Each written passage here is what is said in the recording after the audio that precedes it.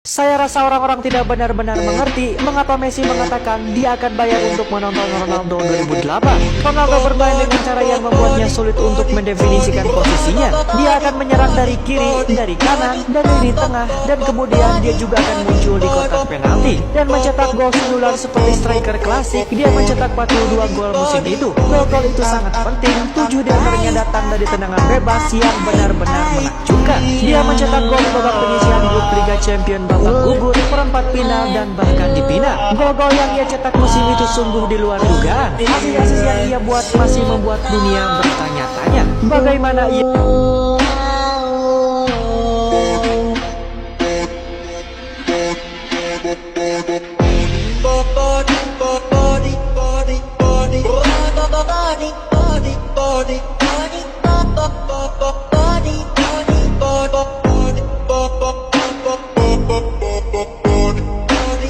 body,